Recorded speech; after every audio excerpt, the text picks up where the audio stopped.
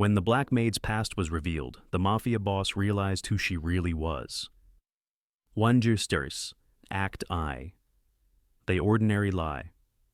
The Marchetti estate woke the same way every morning, slowly, reluctantly, as if the house itself dreaded what the day might bring.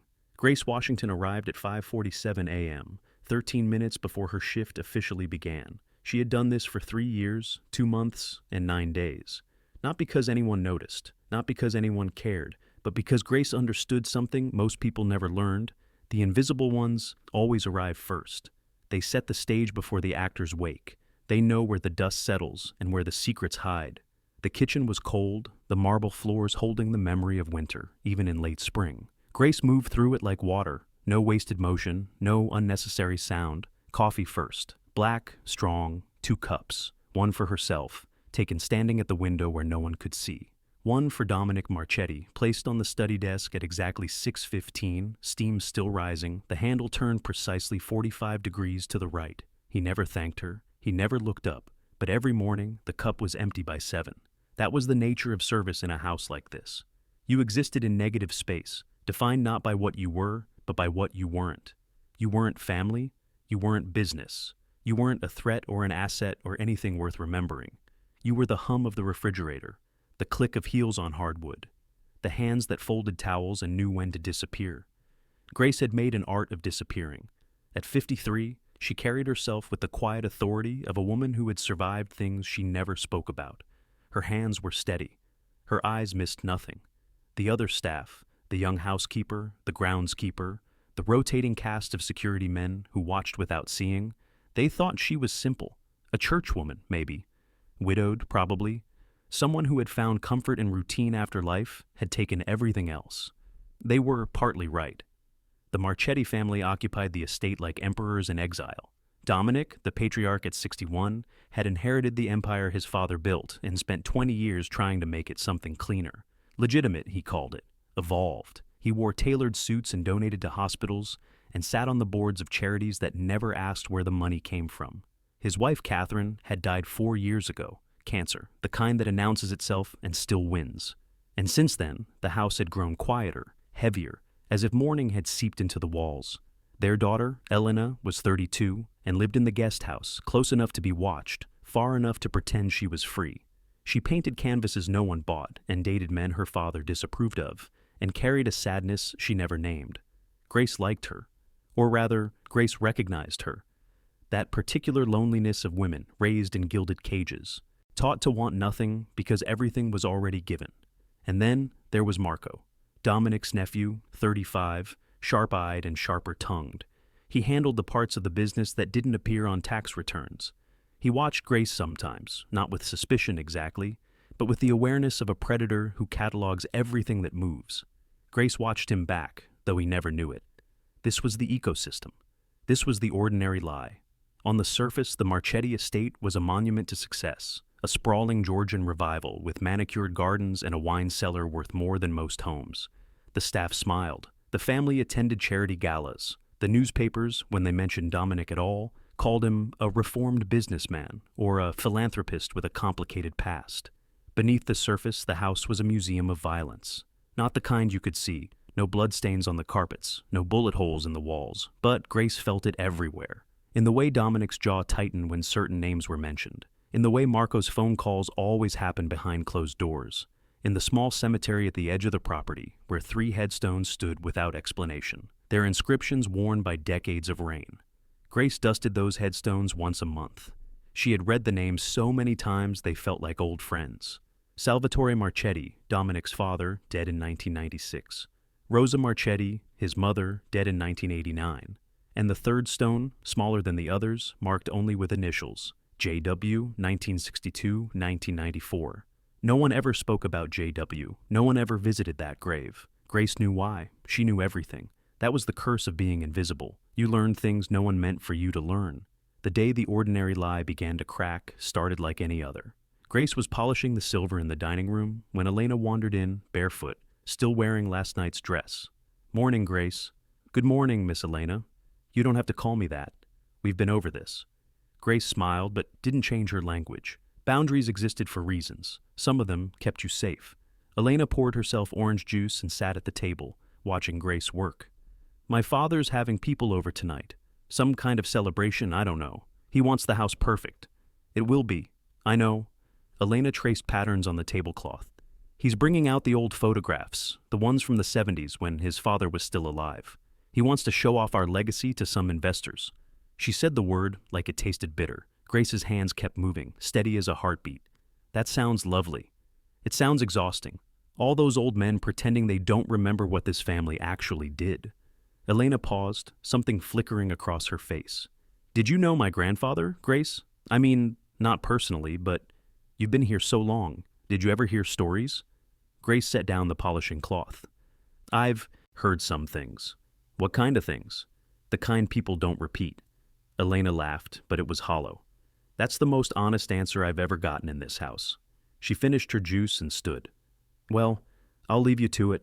Try to survive tonight, okay? I always do. After Elena left, Grace stood motionless for a long moment. The photographs, the ones from the 70s. She hadn't anticipated this, hadn't prepared for the possibility that the past might surface so literally, so carelessly, in a box of nostalgia meant to impress strangers. She returned to her work, but her mind was elsewhere, calculating, remembering. 26 years. That's how long she had carried her secret. 26 years since the night everything burned, since she walked away from the woman she used to be and became someone else entirely, someone invisible, someone patient, someone who understood that justice didn't arrive on schedule. Sometimes it took a lifetime. Sometimes it never came at all. But sometimes, just sometimes, it walked into a dining room wearing the face of a maid. By evening, the house had transformed, fresh flowers in every room. The good china, the kind Catherine had collected during her travels, arranged with military precision.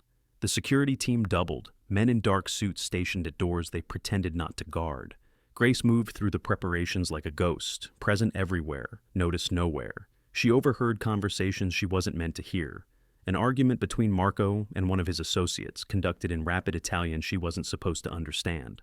A phone call from Dominic to someone he called the senator, discussing numbers that sounded like debts being called in. By 8 o'clock, the guests had arrived. Old money and new connections gathered in the drawing room with glasses of wine that cost more than Grace's monthly salary. She circulated with a tray of hors d'oeuvres, her face pleasant, her ears open. And then she saw them. The photographs. Dominic had arranged them on a mahogany table near the fireplace, a curated history of the Marchetti Empire. His father in the 1960s, young and ruthless, standing outside the restaurant that served as the family's first front. His mother at a charity event, draped in pearls, smiling the smile of a woman who had learned to pretend. And dozens of others, business partners, family friends, soldiers and politicians and priests, all frozen in silver frames. Grace studied them from across the room, her expression unchanged, until she saw the last photograph. It was older than the others, slightly faded, the edges worn from handling. A group of men outside a warehouse, 1977, according to the date penciled on the back. Salvatore Marchetti stood in the center, flanked by associates whose names Grace knew better than her own. And there, in the corner of the frame, barely visible, almost cropped out, was a young black woman in a nurse's uniform. She was looking directly at the camera, her expression unreadable. Grace had seen that photograph before, but the last time, she had been the one holding it. The last time, she had been the woman in the frame. She set down her tray and walked calmly toward the kitchen, her heart a metronome that refused to race. Behind her, she heard Dominic laughing at something a guest said. He had no idea. None of them did. But the cracks had begun. And some cracks, once started, cannot be stopped. Otpesis, Act 2. The cracks. The photograph stayed with Grace long after the party ended and the guests departed and the house returned to its expensive silence. She lay in her small apartment above the garage, a converted space the Marchettis allowed her to occupy as part of her employment, and stared at the ceiling, counting the things she had never told anyone. Her real name was not Grace Washington. It was Grace Eleanor Whitmore, and she had been born in Baltimore in 1972 to a mother who cleaned houses and a father who fixed cars and died too young. She had worked her way through nursing school, then law school, then a graduate program in criminal justice that led to the Federal Bureau of Investigation. At 31, she had been one of the youngest black women to lead an organized crime task force in Bureau history. Her team had spent 3 years building a case against the Marchetti organization, wiretaps and informants and paper trails that led through 6 states and 4 countries. They had been weeks from indictments when everything collapsed. The leak came from inside. Someone on her team, she never learned who, had sold their intelligence to Salvatore Marchetti. Within 48 hours, 3 witnesses were dead. A 4th disappeared. And Grace's partner, a man named Daniel Whitaker, was killed in what the newspapers called a robbery gone wrong. Grace knew better. Daniel had been her best friend, her confidant, the only person who understood what it meant to be black and brilliant and fighting a system that didn't want you to win. The Bureau blamed her for the breach. Not officially, there was never enough evidence, but the suspicion clung to her like smoke. She was reassigned, then marginalized, then quietly encouraged to resign. She fought it for 2 years before she finally understood. The people who protected the Marchettis were everywhere, in the Bureau, in the courts, in the halls of Congress. So she disappeared. She changed her name, her appearance, her entire existence. She learned to speak differently, move differently, expect differently. She became a woman no one looked at twice, a housekeeper, a cook, a caretaker, and she waited. She didn't know what she was waiting for.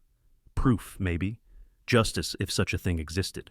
Or simply the chance to understand why Daniel had died, and whether his death had meant anything at all.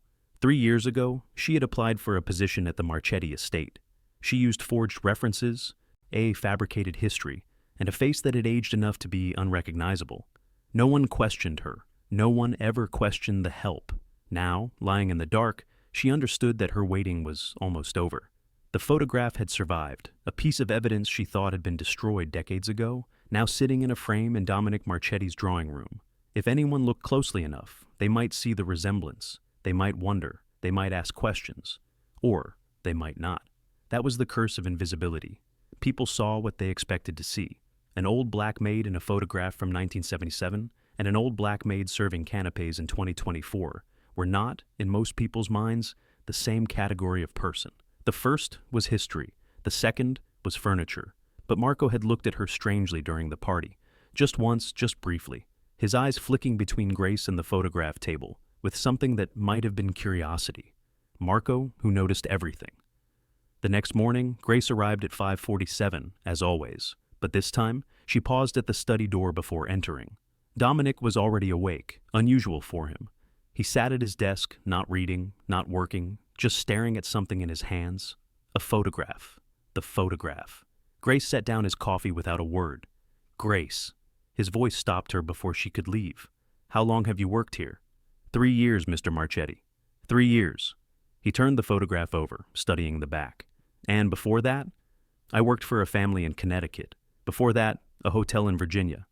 He set the photograph down. My father took this picture in 1977. Did I ever tell you about him? No, sir? He was a monster. Dominic said it calmly, like remarking on the weather.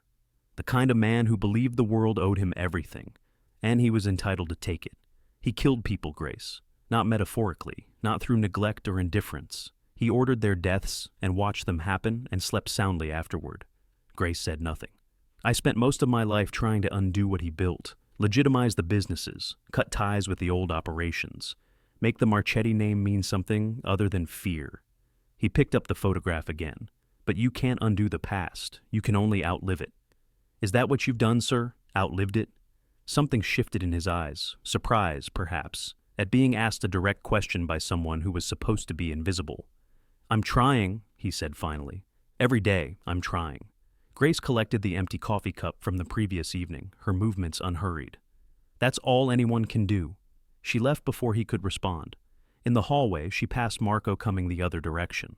He stopped, blocking her path with the casualness of someone who had never been asked to move. You're up early, he said. I'm always up early, Mr. Marco. True. He tilted his head, studying her the way a scientist studies a specimen. You know, I've been going through the family archives, old photographs, documents, that sort of thing. We're donating some materials to a museum, my uncle's idea, part of his reputation rehabilitation campaign. That sounds worthwhile. Does it? Marco smiled without warmth. I found something interesting, a photograph from 1977, outside one of our old warehouses. There's a woman in it, black, maybe late 20s, wearing a nurse's uniform. Nobody knows who she was or why she was there. Grace's expression remained perfectly neutral. The past is full of mysteries. It is, but I'm good at solving them. He stepped aside, allowing her to pass. Enjoy your day, Grace. You as well, Mr. Marco. She felt his eyes on her back as she walked away. She did not quicken her pace. Over the following days, the atmosphere in the house shifted. It was subtle. A door closed when she approached. A conversation paused when she entered a room. But Grace felt it like a change in barometric pressure. Something was happening beneath the surface. Something that involved her. She began taking precautions, copying files she had photographed over the years, moving her emergency documents to a safer location, preparing routes of escape she hoped she would never need. But she also did something unexpected. She began watching Dominic more closely, not as a target, not as an enemy, but as a person. She observed him on the phone with Elena, his voice softening in ways she had never heard. She watched him visit the small cemetery at the edge of the property, standing alone before his parents' graves with the posture of a man carrying unbearable weight. She noticed how he treated the staff, never cruel, often distracted, occasionally kind in small ways no one mentioned. He was not the man his father had been. That much was clear. But he was still a Marchetti. He still lived in a house built on blood. And somewhere in the foundations of his empire were the bones of the people Grace had failed to save, including Daniel. On the 6th day after the party, Grace was cleaning the study when she found it. A file left carelessly on the desk, half covered by a newspaper. The tab read, Whitaker D. 1994. Her hands trembled as she opened it. Inside were documents she had never seen. Internal memos, police reports, handwritten notes in a script she didn't recognize. And at the center of it all, a revelation that stopped her heart. Daniel Whitaker had been more than her partner, more than her friend. According to the documents, Daniel was the illegitimate son of Salvatore Marchetti, conceived during an affair with a black woman named Clara Whitaker, hidden from the family, raised in poverty, while his half-brothers lived in mansions. Daniel had known. He had always known. And he had joined the FBI specifically to bring down the father who had abandoned him. Grace sat down slowly, the file clutched in her hands. Daniel had never told her. All those years of partnership, all those conversations about justice and family and what they owed the world. And he had kept this secret buried so deep she never suspected. She understood now why the case had collapsed. Someone had discovered Daniel's connection to the Marchettis. Someone had used it to discredit the investigation. And someone had decided that a bastard son who threatened the family's legacy was a problem worth eliminating. The question was, who? Dominic's voice startled her. Grace, what are you doing? She looked up. He stood in the doorway, his face unreadable. I was cleaning, sir. This file was open on your desk. He crossed the room in 3 strides and took the file from her hands. His eyes scanned the first page, then closed. You weren't supposed to see this. I know. Do you know what it says? I know everything it says. The words left her mouth before she could stop them. I know who Daniel Whitaker was. I know how he died, and I know why. The silence that followed was absolute.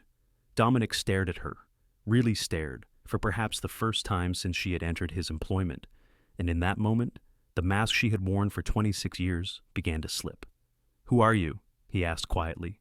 Grace rose to her feet.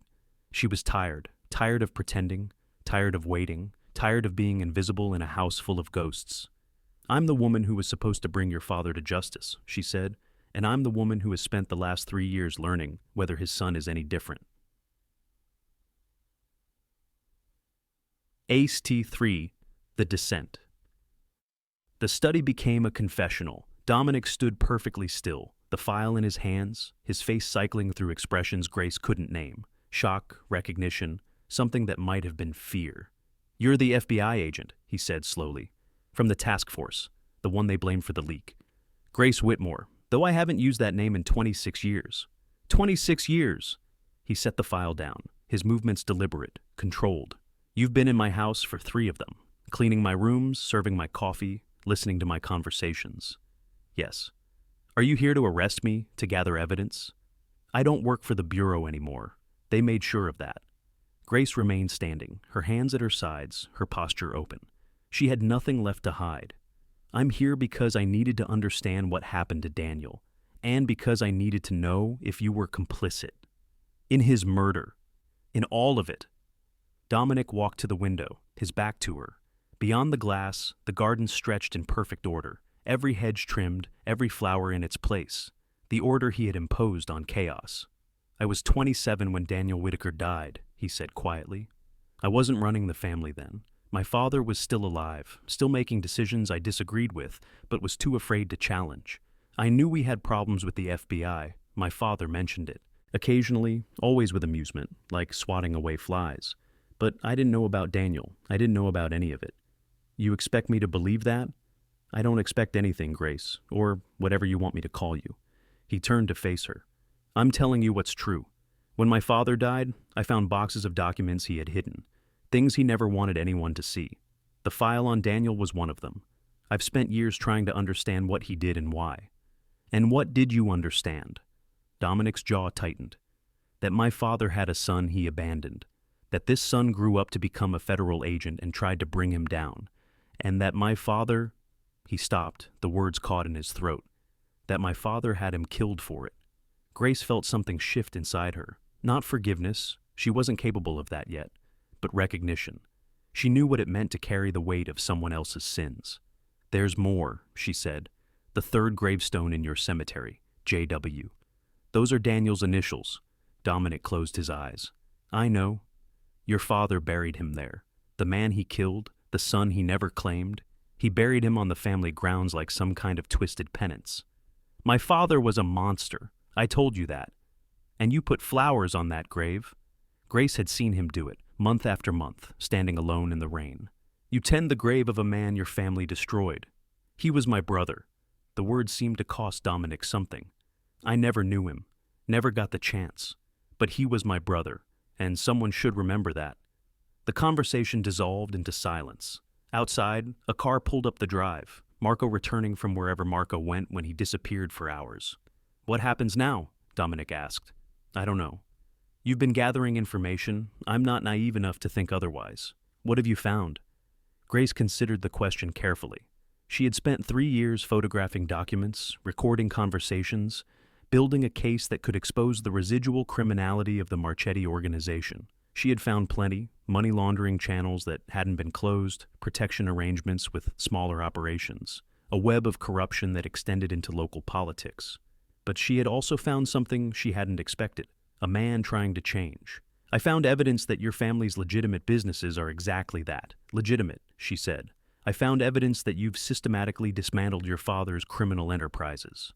I found evidence that you've made enemies by refusing to play the old games. But I also found evidence that Marco has been rebuilding what you've torn down, behind your back, using your name." Dominic's expression didn't change, but something hardened in his eyes. "You're certain?" "I have documents, recordings. He's been running a parallel operation for at least 2 years. Drugs, weapons, things your father would have approved of. He's telling people it's sanctioned, that you've come back to the old ways but need deniability." "That son of a bitch!" The door to the study opened without warning. Marco stood in the entrance, his face pleasant, his eyes sharp. "Uncle, I didn't realize you had company." He looked at Grace with exaggerated interest. "The maid seems to be doing a lot more than dusting today." "Marco," Dominic began, "I know who she is." Marco stepped into the room, closing the door behind him. "I've known for 2 weeks. Did you really think I wouldn't run background checks on the staff? That I wouldn't notice when our housekeeper's fingerprints matched a former FBI agent who was supposed to be dead?" Grace felt the temperature in the room drop. "You've been watching me. Watching, documenting, preparing." Marco smiled. "You're not the only one who knows how to gather evidence, Agent Whitmore. Or, should I say, Grace Washington. The name on your current identity is quite thorough. SSA certified and everything. It must have cost a fortune." "What do you want, Marco?" "What I've always wanted. What my uncle has been too weak to pursue." Marco looked at Dominic with contempt barely concealed. "This family was powerful once, respected, and you've spent 20 years turning us into charity donors and legitimate businessmen. Like, that's something to be proud of. Our father was a murderer. Our father was a king." Marco's voice rose. "And you've reduced us to peasants begging for approval from the same society that would destroy us if they could. I've spent years building back what you tore down, creating alliances, establishing operations that would make grandfather proud. By dragging the family name through crime again, by restoring our legacy." Grace watched the exchange, calculating distances, exits, possibilities. She had no weapon, no backup. just the skills she had honed over decades and the knowledge that Marco was more dangerous than she had realized. "Here's what's going to happen," Marco said, his tone shifting to something colder. "The former Agent Whitmore is going to have an accident, a fall perhaps, a gas leak, something tragic but unremarkable. And then, Uncle, you and I are going to have a conversation about the future of this family. You would murder a woman in my house? I would do what's necessary, the way our father would have." Dominic moved before Grace expected it. Not toward Marco, but toward his desk, toward the drawer where she knew he kept a small revolver. Marco was faster. He produced a gun from his jacket, aimed not at Grace, but at his uncle. "Please don't make me do something I'll pretend to regret." The room crystallized into a single, suspended moment. Grace saw it all with perfect clarity. Marco's finger on the trigger, Dominic's hand frozen mid-reach, the photograph of Daniel Whitaker still visible in the file on the desk. 26 years of waiting. 26 years of patience. And it had come to this.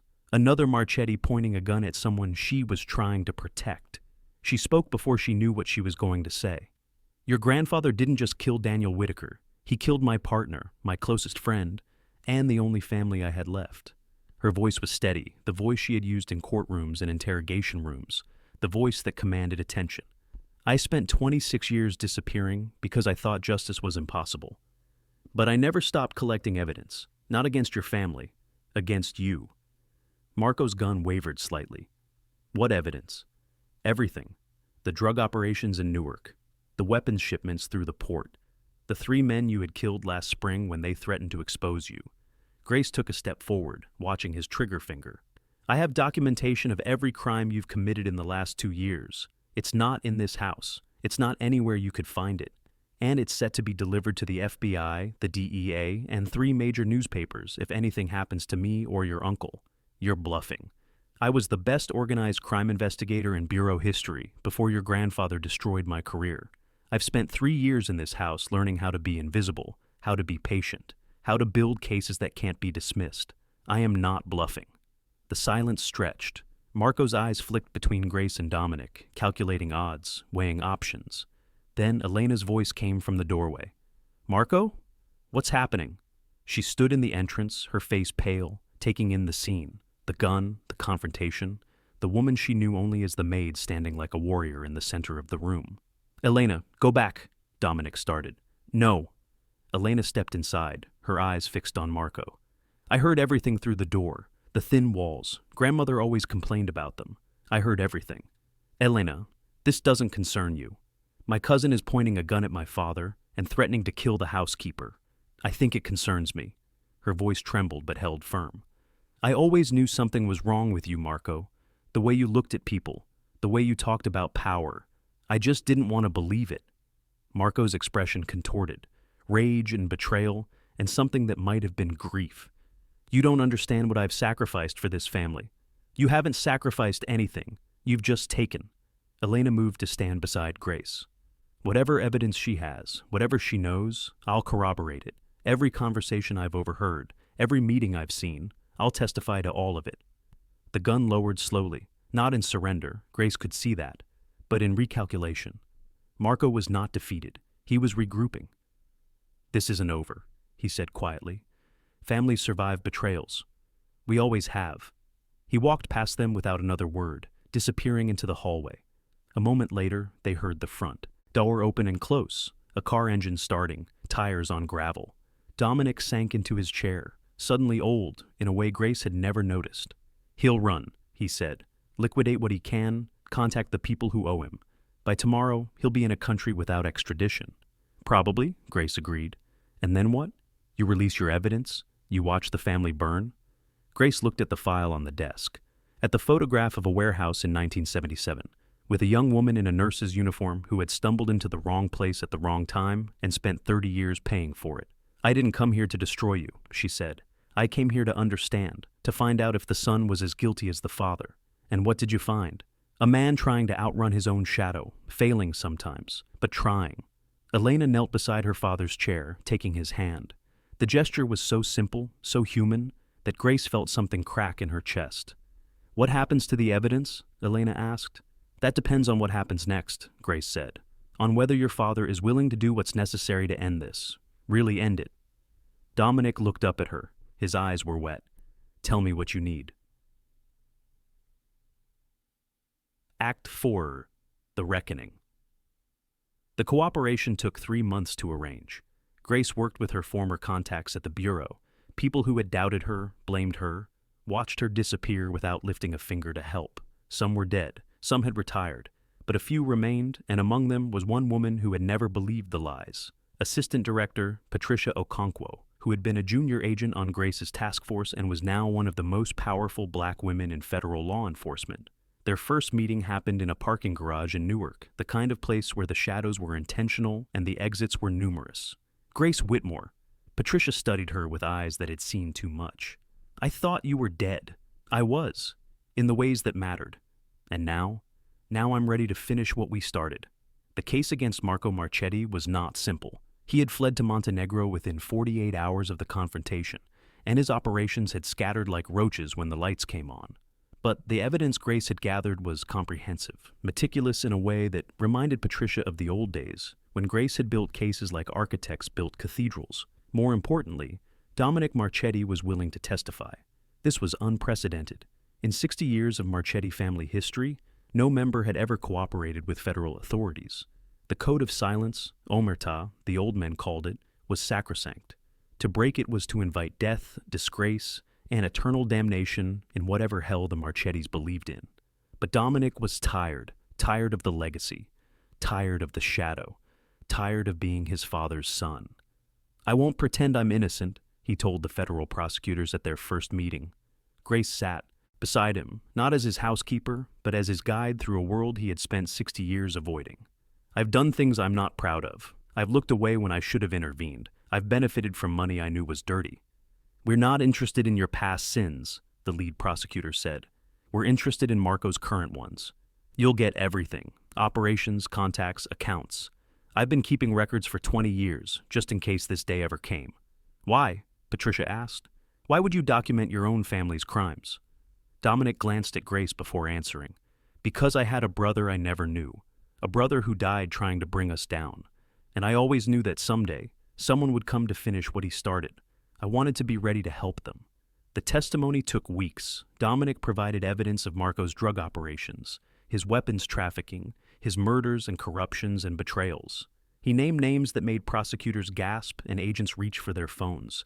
He described the architecture of organized crime in a level of detail that would reshape law enforcement strategy for years. And throughout it all, Grace was there. Not as a witness, her cover identity had to be protected for her own safety, but as a consultant, a translator between two worlds that had been at war for decades. Elena testified too. She spoke of conversations overheard, meetings witnessed, the slow accumulation of horror that had accompanied growing up in a family that called murder business. Her testimony was less comprehensive than her father's, but more emotionally powerful. A daughter's reckoning with the legacy she had inherited. Marco was indicted in absentia. The charges ran to 47 counts: racketeering, drug trafficking, money laundering, murder for hire. The newspapers, when they covered it, focused on the sensational aspects: the family betrayal, the dramatic escape, the maid who wasn't a maid. They didn't know the half of it. The night before the trial date, Grace returned to the Marchetti estate one final time. The house was quiet. Most of the staff had been dismissed, the security reduced to a single guard who recognized her and nodded her through. Dominic was in the study, exactly where she had found him so many mornings before. "I didn't think you'd come back," he said. "I wanted to say goodbye. Is that what this is?" Grace walked to the window. The gardens were overgrown now, the hedges losing their perfect edges. Entropy, reclaiming what order had tried to hold. "I've spent most of my life defined by what your family did to me," she said. "The career I lost, the partner I mourned, the years I spent as a ghost in my own existence. And now I have to figure out who I am when I'm not fighting you." Dominic rose and joined her at the window. They stood side by side, two people who had spent decades on opposite sides of an invisible war, finally seeing each other clearly. "You could have destroyed me," he said. "The evidence you have, it's not just Marco, it's the whole family, going back generations. You could have burned everything down." "I know. Why didn't you?" Grace thought about the question. She had asked it herself, in the long nights when sleep wouldn't come and the old anger burned fresh. "Because destruction was never the point," she said finally. "Justice was the point, accountability was the point, and justice isn't the same as vengeance. I spent too long confusing them. And now I understand that the best justice isn't always the most dramatic. It's the kind that leads to change, real change. She turned to look at him. Your father killed my partner. He destroyed my career and forced me into hiding and stole 26 years of my life. And his son, in his own way, is going to pay for all of it. But I'm not going to pay. You are paying. Every day you cooperate, every name you give, every piece of evidence you provide, that's payment, that's penance. You're not doing this because it's safe or smart or strategic. You're doing it because it's right. Dominic was quiet for a long moment. Daniel Whitaker, he said finally. My brother. I've read everything I could find about him. The cases he worked, the people he helped, the way he conducted himself. He was a good man. He was the best man I ever knew. I wish I had known him. I wish I had been brave enough to reach out while he was alive, to acknowledge what my father refused to acknowledge. I wish... His voice broke. I wish so many things were different. Grace reached out and took his hand. It was the first time she had touched him without a purpose, not to serve, not to gather evidence, just to connect. He would have wanted to know you, she said. He never talked about it, but I could see it in him. This hunger for family, for connection, for belonging somewhere. He spent his whole life on the outside looking in. If he had known you were trying to be different from your father, he would have given you a chance. Would you have? I am giving you a chance, right now. The conversation drifted into silence, not uncomfortable, just complete. There was nothing left to say that actions wouldn't say better. Grace left the estate as the sun was setting. She walked past the small cemetery, past the headstones she had tended for 3 years. She stopped at Daniel's grave, the stone marked only with initials, and knelt in the grass. I found him, she whispered. Your brother. He's not what we expected. None of it is what we expected. She traced the letters with her finger. I don't know if this is justice, Daniel. I don't know if anything can be. But it's something. And after all these years, something feels like everything. She stayed until the light failed, then walked into the darkness without looking back. If Doris, A seat to 5, The Echo. 1 year later, the courtroom in Newark was nearly empty. Just the lawyers, the clerks, and a handful of observers who had followed the case through its long and winding path. Marco Marchetti was not present. He had been arrested in Croatia 3 months earlier, extradited under an international treaty he had apparently never believed would apply to him. The verdict came at 4:17 p.m. on a Tuesday in October, guilty on 43 counts. The remaining 4 were dismissed on technical grounds that mattered to no one but the appeals lawyers, who would eventually file motions no one would read. Grace watched from the back of the room. She was not there as a witness. Her identity remained protected, her role in the investigation known only to a handful of people who would take the secret to their graves. She was there as an observer, as someone who needed to see how the story ended. When the verdict was announced, she felt nothing. Not triumph, not satisfaction, not even relief. Just emptiness. The kind that comes when you've been carrying something heavy for so long that putting it down feels less like freedom and more like amputation. Dominic Marchetti had testified in person, sitting in the witness box for 6 days while lawyers from both sides dissected his life, his choices, his complicity in the family enterprise.